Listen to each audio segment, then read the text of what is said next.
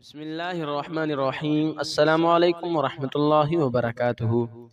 وہ دونوں بھائی 40 سال سے آپس میں اتفاق سے رہ رہے تھے۔ ایک بہت بڑا زرعی فارم تھا جس میں 7 گھر تھا۔ دونوں خاندان ایک دوسرے کا خیال رکھتے تھے۔ اولادوں میں بھی بہت پیار اور محبت تھی۔ ایک دن دونوں بھائیوں میں کسی بات پر اختلاف ہو گیا اور وہ اختلاف ایسا بڑھا کہ نوبت گالی گلوچ تک جا پہنچی۔ چھوٹے بھائی نے غصے میں دونوں گھروں کے درمیان ایک گہری اور لمبی کھائی کھدوا کر اس میں قریبی نہر کا پانی چھوڑ دیا تاکہ ایک دوسرے کی طرف آنے جانے کا راستہ ہی نہ رہے۔ اگلے روز بڑے بھائی نے ایک ترکھان کو اپنے گھر بلایا اور کہا کہ وہ سامنے والا فارم ہاؤس میرے بھائی کا ہے جس سے آج کل میرا جھگڑا چل رہا ہے۔ اس نے میرے اور اپنے گھروں کے درمیان جانے والے راستے پر ایک گہری کھائی بنا کر اس میں پانی چھوڑ دیا ہے۔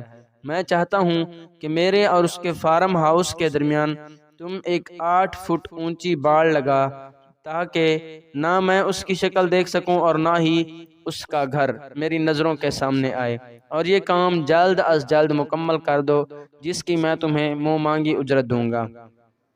درخان نے سر ہلاتے ہوئے کہا کہ مجھے پہلے آپ وہ جگہ دکھائیں جہاں سے میں نے باڑ کو شروع کرنا ہے تاکہ ہم پیمائش کے مطابق ساتھ والے قصبہ سے ضرورت کے مطابق مطلوبہ سامان لا سکیں۔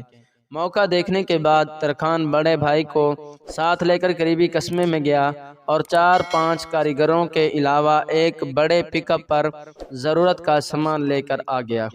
درخان نے اسے کہا کہ اب آپ آرام کریں اور یہ کام ہم پر چھوڑ دیں۔ درخان اپنے مزدوروں کاریگروں سمیت سارا دن اور ساری رات کام کرتا رہا۔ صبح جب بڑے بھائی کی آنکھ کھلی تو یہ دیکھ کر اس کا منہ لٹک گیا کہ وہاں 8 فٹ تو کجا 1 انچ اونچی باڑ نام کی بھی کوئی چیز نہیں تھی۔ غور کرنے پر معلوم ہوا کہ وہاں تو ایک بہترین پل بنا ہوا تھا۔ درخان کی اس حرکت پر حیران ہوا تو وہ جوں ہی اس پل کے قریب پہنچا تو دیکھا کہ پل کی دوسری طرف کھڑا ہوا اس کو چھوٹا بھائی اس کی طرف دیکھ رہا تھا۔ چند لمحے وہ خاموشی سے کھڑے کبھی کھائی اور کبھی اس پر بنے ہوئے پل کو دیکھتے رہے۔ چھوٹے کی آنکھوں میں آنسو آ گئے کہ میں نے باپ جیسے بڑے بھائی کا دل دکھایا، مگر اس کے باوجود وہ مجھ سے تعلق نہیں توڑنا چاہتا۔ بڑے بھائی نے اپنے چھوٹے بھائی کی آنکھ میں آنسو دیکھے تو اس کا بھی دل بھر آیا اور سوچنے لگا کہ غلطی جس کی بھی تھی، مجھے یوں جذباتی ہو کر معاملہ بگاڑنا نہیں چاہیے تھا۔ دونوں اپنے اپنے دل میں شرمندہ، آنکھوں میں آنسو لیے ایک دوسرے سے بغل گیر ہو گئے۔